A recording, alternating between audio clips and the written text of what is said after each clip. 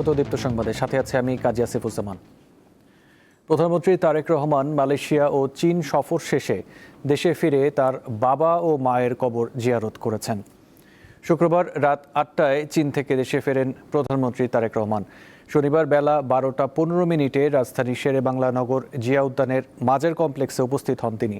এ সময় প্রধানমন্ত্রী তার বাবা শহীদ প্রেসিডেন্ট জিয়াউর রহমান এবং মা সাবেক প্রধানমন্ত্রী খালেদা জিয়ার কবর জিয়ারত করেন। কবরের সামনে কিছুক্ষণ দাঁড়িয়ে ফাতিহা পাঠ, দোয়া ও মোনাজাত করেন তিনি। পরে সংসদ অধিবেশনে যোগ দেন প্রধানমন্ত্রী।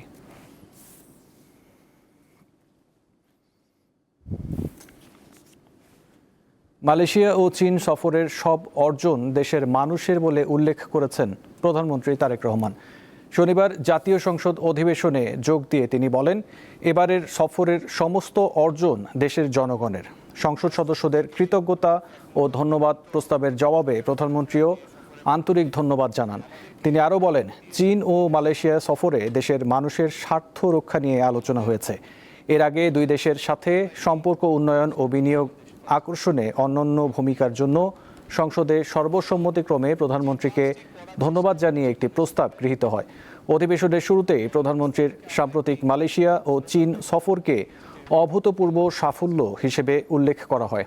পরে বেলা ৩টা পর্যন্ত অধিবেশন মুলতবি ঘোষণা করা হয়। পররাষ্ট্রনীতিকে এক নতুন দিগন্ত।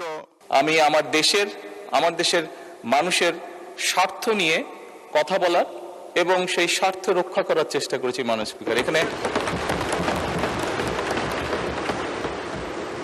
স্পিকার, এখানে আমাদের কারোরই কোনো ব্যক্তিগত কোনো বিষয় নেই। এটি যদি কোনো কিছু অর্জন হয়ে থাকে, ভালো কোনো কিছু অর্জন হয়ে থাকে, এটি বাংলাদেশের অর্জন। রাজধানীর কাঁটাবনে আল বারাকা টাওয়ারে অগ্নিকাণ্ডে 2 জনের মৃত্যু হয়েছে। শুক্রবার দিবাগত রাতে এই অগ্নিকাণ্ডের ঘটনা ঘটে। ফায়ার সার্ভিস জানায়, শুক্রবার রাত 1টার দিকে কাঁটাবনের আল বারাকা টাওয়ারের 14 তলা আবাসিক ভবনের 12 তলায় আগুন লাগে। মুহূর্তেই আগুন 13 ও 11 তলায় ছড়িয়ে পড়ে। এতে আটকে পড়েন অনেকে। নিরাপদে নেমে আসা বাসিন্দারা জানান, ভবনটি আবাসিক হলেও আগুন লাগা ফ্লোরটিতে আইনজীবীদের চেম্বার ছিল। সেখানে আটকে পড়া 2 জন মুঠোফোনে উদ্ধারের আকুতি জানানোর পরে তাদের সঙ্গে আর যোগাযোগ সম্ভব হয়নি। ফায়ার সার্ভিস আগুন নিয়ন্ত্রণে আনার পর মুমূর্ষু অবস্থায় উদ্ধার করে 2 জনকে হাসপাতালে পাঠালে চিকিৎসকরা তাদের মৃত ঘোষণা করেন।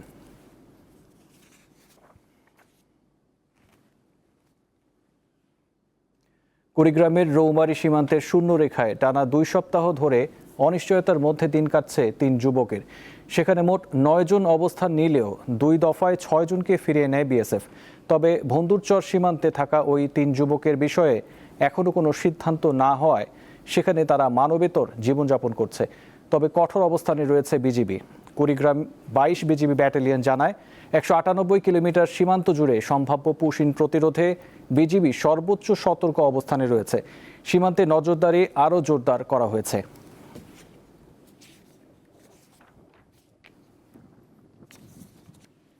কিশোরগঞ্জের আলোচিত পাগলা মসজিদের দান বাক্সের টাকা গণনা কার্যক্রম শুরু হয়েছে।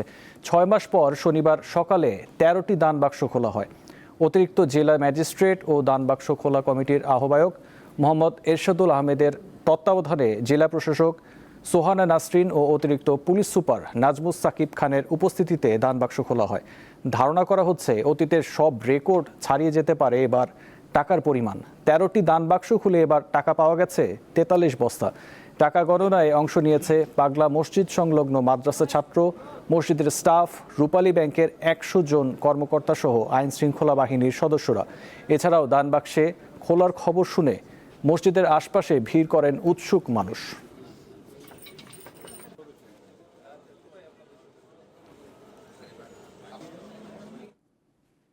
গত 24 ঘন্টায় ময়মনসিংহ মেডিকেল কলেজ হাসপাতালে হাম উপসর্গ নিয়ে চিকিৎসাধীন 4 শিশুর মৃত্যু হয়েছে। এখন পর্যন্ত হাসপাতালটিতে হাম ও উপসর্গে 58 শিশুর মৃত্যু হয়েছে। এছাড়া 24 ঘন্টায় হামের উপসর্গ নিয়ে নতুন করে 16 শিশু ভর্তি হয়েছে। সুস্থ হয়ে বাড়ি ফিরেছে 9 শিশু। শনিবার সকালে ময়মনসিংহ মেডিকেল কলেজ হাসপাতালের পক্ষ থেকে এই তথ্য জানানো হয়। সহকারী পরিচালক মোহাম্মদ মাইনুদ্দিন খান জানান, মারা যাওয়া শিশুরা হামের পাশাপাশি নিউমোনিয়ায় আক্রান্ত ছিল।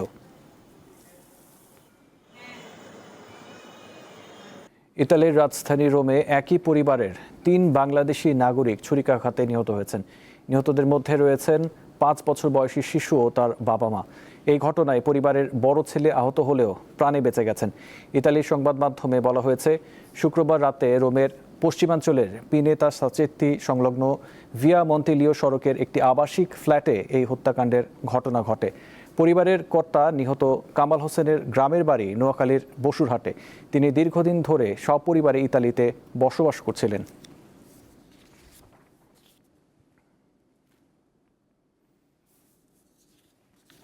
এবার আন্তর্জাতিক প্রসঙ্গ। ভেনেজুয়েলায় জোড়া ভূমিকম্পে নিহতের সংখ্যা বেড়ে ৯২০ জনে দাঁড়িয়েছে। ভয়াবহ এ দুর্যোগে প্রায় ৩৫০০ মানুষ আহত হয়েছেন। বিবিসির খবরে বলা হয়েছে, ধসে পড়া শত শত ভবনের নিচে এখনও বহু মানুষ আটকা থাকায় উদ্ধার কার্যক্রম জোরদার করা হয়েছে। আর স্বজনদের খোঁজে ধ্বংসস্তূপের বাইরে অপেক্ষায় হাজারো পরিবার। ভয়াবহ ভূমিকম্পে রাজধানী কারাকাস সহ দেশের উত্তরের ডজন খানেক শহর লণ্ডভণ্ড হয়ে গেছে। হাসপাতালগুলো রোগীতে উপচে পড়ায় অস্থায়ী চিকিৎসা কেন্দ্রে আহতদের সেবা দেওয়া হচ্ছে। এদিকে দেশটির এক কর্মকর্তা জানান, এরই মধ্যে কয়েকশো আন্তর্জাতিক উদ্ধারকর্মী দেশে পৌঁছেছেন এবং আরও অনেকে পথে রয়েছে।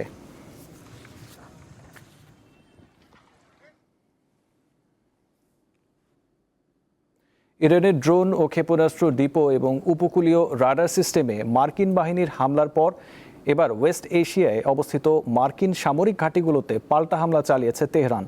শনিবার বিবৃতিতে এই দাবি করেছে Islamic revolutionary guard corps IRGC। ইরানের নৌবাহিনী জানায়, আশপাশে যুক্তরাষ্ট্রের সেনা ঘাঁটি ও স্থাপনাগুলোকে লক্ষ্য করে এই পাল্টা হামলা চালানো হয়েছে। তবে ঠিক কোন কোন ঘাঁটিতে এবং কি পরিমাণ আঘাত হানা হয়েছে সে বিষয়ে বিস্তারিত কোনো তথ্য দেয়নি তারা। এর আগে হরমুজ প্রণালীতে সিঙ্গাপুরের পতাকাবাহী একটি মালবাহী জাহাজে ড্রোন হামলা চালায় ইরান। জবাবে পাল্টা হামলা চালায় পেন্টাগন। এই ছিল এখনকার মতো। পরবর্তী সংবাদ দেখার আমন্ত্রণ রইল। এছাড়াও তথ্য বিনোদনের খবর পেতে চোখ রাখুন দীপ্ত টিভির ডিজিটাল প্ল্যাটফর্মগুলোতে। ধন্যবাদ।